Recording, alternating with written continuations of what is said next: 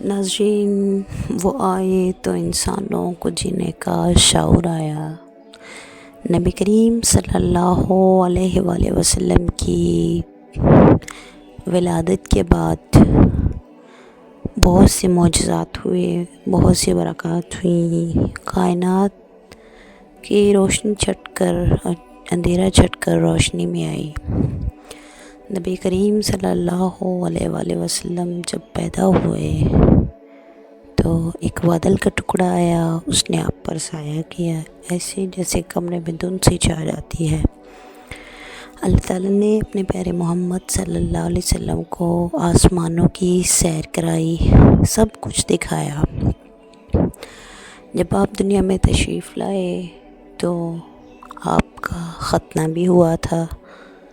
جب آپ دنیا میں تشریف لائے تو آپ کے ساتھ کوئی گندگی، کوئی بھی ایسی چیز نہیں تھی، آپ کا جسم طاہر پاک و صاف تھا۔ عرب میں یہ رواج تھا کہ جب بچے ہو جاتے ہیں تو رضاعی عورتیں ان کو دودھ پلاتی ہیں، ان کی دیکھ بھال کرتی ہیں۔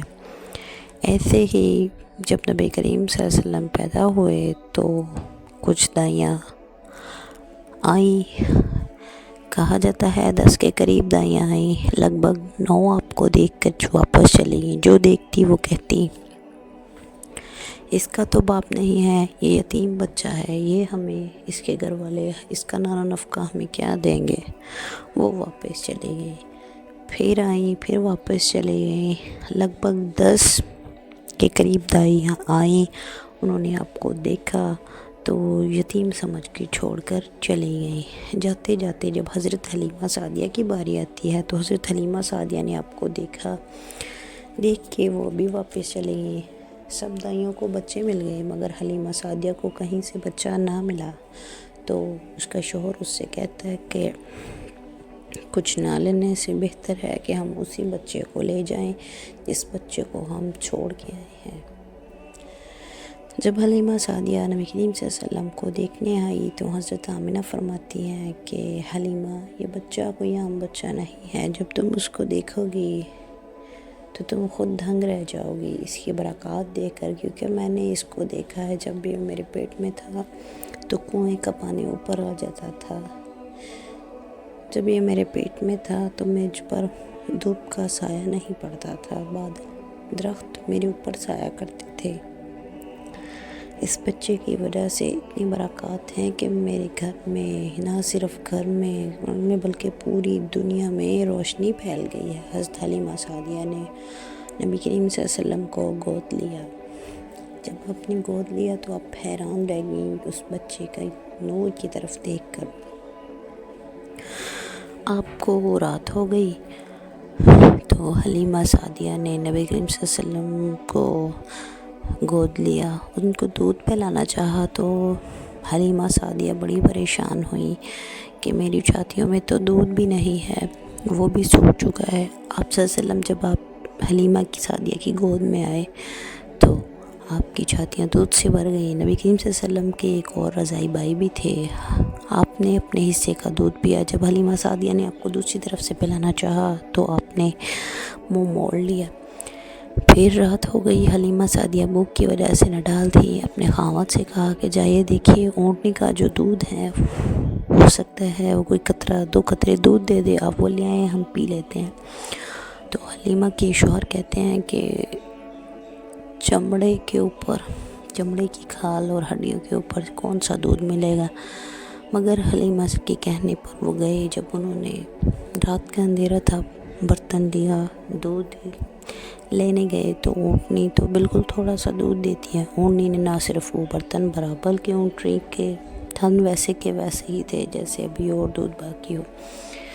تو اس کا شوہر کہتا ہے یہ ساری اس بچے کی برکات ہیں، اللہ تعالیٰ نے ہمیں اس بچے کے صدقے یہ برکات، یہ معجزہ دیا ہے۔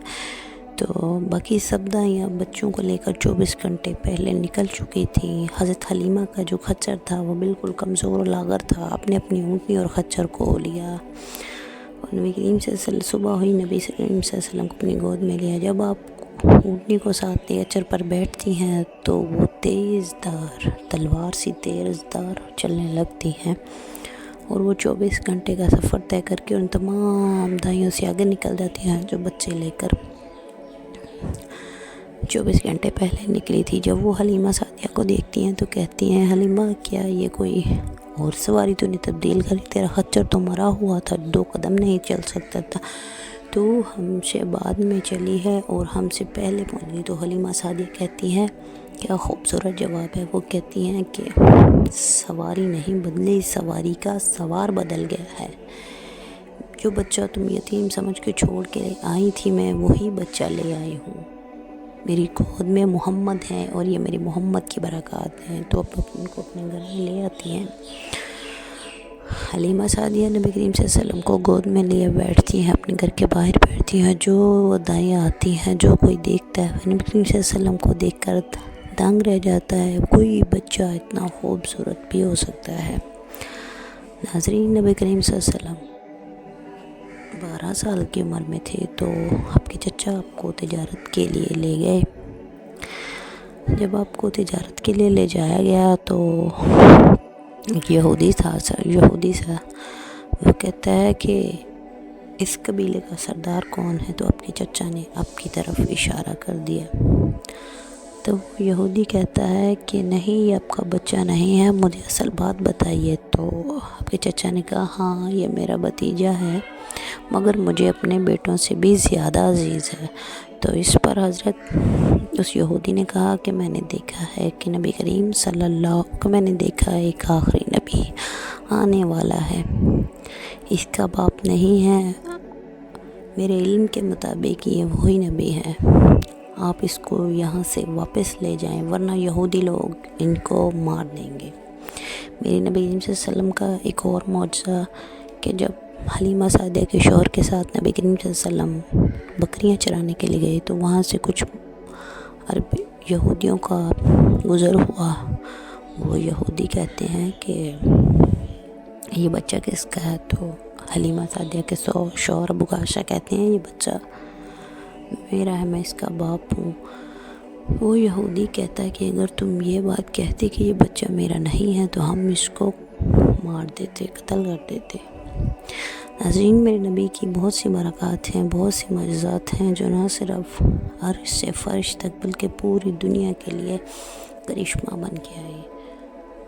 نبی کریم صلی اللہ علیہ وسلم کے واقعات اگر بتانے لگیں تو پوری عمر نکل جائے گی۔ میرے نبی کے تعریفات بیان کرنے میں